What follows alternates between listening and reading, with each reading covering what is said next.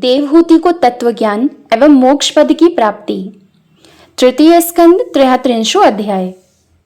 मैत्रेय जी कहते हैं, विदुर जी, श्री कपिल भगवान के ये वचन सुनकर कर्दम जी की प्रिय पत्नी माता देवहूति के मोह का पर्दा फट गया और वे तत्व प्रतिपादक सांख्य शास्त्र के ज्ञान की आधार भूमि भगवान श्री कपिल जी को प्रणाम करके उनकी स्तुति करने लगी।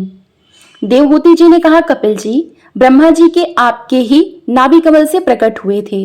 उन्होंने प्रलयकालीन जल में शयन करने वाले आपके पंचभूत, इंद्रिय, शब्द आदि विषय और मनोमय विग्रह का, जो सत्व आदि गुणों के प्रवाह से युक्त सत्स्वरूप और कार्य एवं कारण दोनों का बीज है, ध्यान ही किया था। आप निष्क्रिय, सत्य संकल्प, संपूर्ण जीवों के प्रभु तथा सहस्रों अचिंत्य शक्तियों से संपन्न हैं। अपनी शक्ति को गुण प्रवाह से ब्रह्मादि अनंत मूर्तियों में विभक्त करके उनके द्वारा आप स्वयं ही विश्व की रचना आदि करते हैं। नाथ, ये कैसी विचित्र बात है कि जिनके उदर में प्रलय काल आने पर यह सारा प्रपंच लीन हो जाता है और जो कल्पांत में माया में बालक का रूप धारण कर अपने चरण का अंगूठा चूसते हुए अकेले ही वटवृक्ष के पत्ते पर शयन करते हैं, उन्हीं आपको मैंने गर्भ में धारण किया। विभो, आप पापियों का दमन और अपने आज्ञाकारी भक्तों का अभ्युदय एवं कल्याण करने के लिए स्वेच्छा से देह धारण किया करते हैं। अतः जिस प्रकार आपके वराह आदि अवतार हुए हैं, उसी प्रकार यह कपिल अवतार भी मुमुक्षुओं को ज्ञान मार्ग दिखाने के लिए हुआ है। भगवन, आपके नामों का श्रवण या कीर्तन करने से तथा भूले भटके कभी कभी आपका वंदन या स्मरण करने से ही कुत्ते का मांस खाने वाला चांडाल भी सोमयाजी ब्राह्मण के समान पूजनीय हो जाता है। फिर आपका दर्शन करने से मनुष्य कृतकृत्य हो जाए, इसमें तो कहना ही क्या है। अहो, वह चांडाल भी इसी से सर्वश्रेष्ठ है कि उसकी जिह्वा के अग्रभाग में आपका नाम विराजमान है। जो श्रेष्ठ पुरुष आपका नाम उच्चारण करते हैं, उन्होंने तप, हवन, तीर्थ स्थान, सदाचार का पालन और वेद अध्ययन सब कुछ कर लिया। कपिल देव जी, आप साक्षात परब्रह्म हैं। आप ही परम पुरुष हैं। वृत्तियों के प्रवाह को अंतर्मुख करके अंतःकरण में आपका ही चिंतन किया जाता है। आप अपने तेज से माया के कार्य गुण प्रवाह को शांत कर देते हैं तथा आपके ही उदर में संपूर्ण वेद तत्व निहित है। ऐसे साक्षात विष्णु स्वरूप आपको मैं प्रणाम करती हूँ। मैत्रेय जी कहते हैं, माता के इस प्रकार स्तुति करने पर मातृवत्सल परम पुरुष भगवान कपिल देव जी ने उनसे गंभीर वाणी में कहा। कपिल देव जी ने कहा, माता जी, मैंने तुम्हें जो यह सुगम मार्ग बताया है, इसका अवलंबन करने से तुम शीघ्र ही परम पद प्राप्त कर लोगी। तुम मेरे इस मत में विश्वास करो। ब्रह्मवादी लोगों ने इसका सेवन किया है। इसके द्वारा तुम मेरे जन्म मरण रहित स्वरूप को प्राप्त कर लोगी। जो लोग मेरी इस मत को नहीं जानते, वे जन्म मृत्यु के चक्र में पड़ते हैं।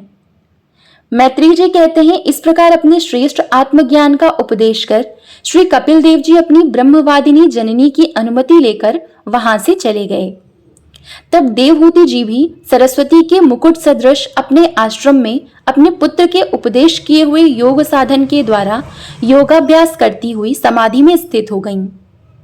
त्रिकाल स्नान करने से उनकी घुंघराली अलकें भूरी भूरी जटाओं में परिणत हो गईं तथा चीर वस्त्रों से ढका हुआ शरीर उग्र तपस्या के कारण दुर्बल हो गया। उन्होंने प्रजापति कर्दम के तप और योग बल से प्राप्त अनुपम गार्हस्थ्यिक सुख को, जिसके लिए देवता भी तरसते थे, त्याग दिया।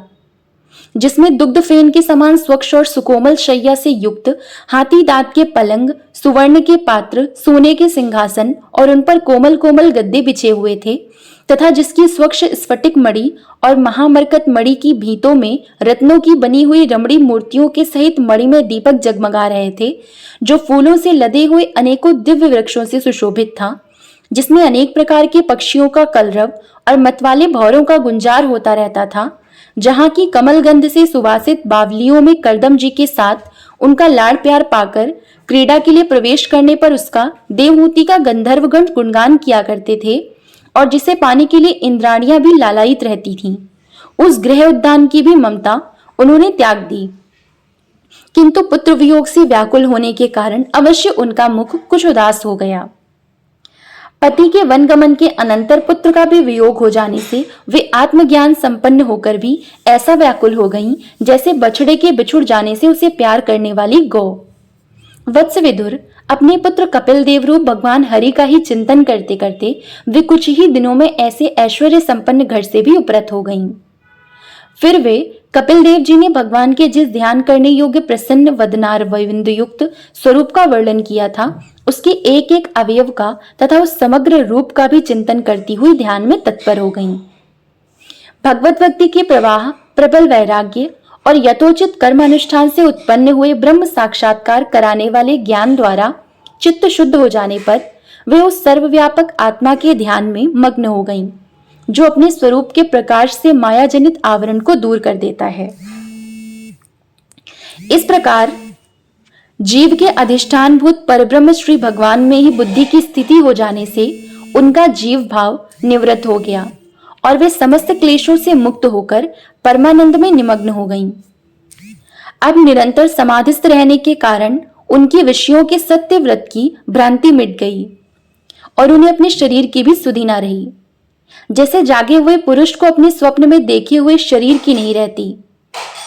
उनके शरीर का पोषण भी दूसरों के द्वारा ही होता था, किंतु किसी प्रकार का मानसिक क्लेश न होने के कारण वह दुर्बल नहीं हुआ।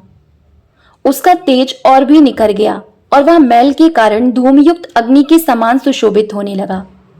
उनके बाल बिथुर गए थे और वस्त्र भी गिर गया था, तथापि निरंतर श्री भगवान में ही चित्त लगा रहने के कारण उन्हें अपने तपो योग में शरीर की कुछ भी सुधि नहीं थी, केवल प्रारब्ध ही उसकी रक्षा करता था। विदुर जी, इस प्रकार देवहूति जी ने कपिल देव जी के बताए हुए मार्ग द्वारा थोड़े ही समय में नित्य मुक्त परमात्म स्वरूप श्री भगवान को प्राप्त कर लिया। वीरवर, जिस स्थान पर उन्हें सिद्धि प्राप्त हुई थी वह परम पवित्र क्षेत्र त्रिलोकी में सिद्ध पद नाम से विख्यात हुआ।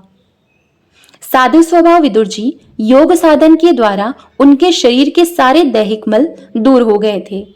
वह एक नदी के रूप में परिणत हो गया, जो सिद्धगण से सेवित और सब प्रकार की सिद्धि देने वाली है। महायोगी भगवान कपिल जी भी माता की आज्ञा ले पिता के आश्रम से ईशान कोण की ओर चले गए। वहां स्वयं समुद्र ने उनका पूजन करके उन्हें स्थान दिया। वे तीनों लोगों को शांति प्रदान करने के लिए योग मार्ग का अवलंबन कर समाधि में स्थित हो गए हैं। सिद्ध, चारण, गंधर्व, मुनि और अप्सरागण उनकी स्तुति करते हैं तथा सांख्य आचारगण भी उनका सब प्रकार स्तवन करते रहते हैं। निष्पाप विदुर जी, तुम्हारे पूछने से मैंने तुम्हें यह भगवान कपिल और देवहूति का परम पवित्र संवाद सुनाया। यह कपिल देव जी का मत अध्यात्म योग का गूढ़ रहस्य है।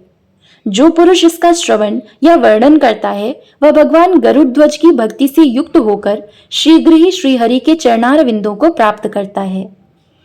इति श्रीमद्भागवते महापुराणे वैयासिक्यम अष्टादश साहस्र्यायां पारमहंस्यायां संहितायां तृतीय स्कंदे कापिलोपाख्याने 33 अध्याये इति तृतीयः स्कंदः समाप्तः।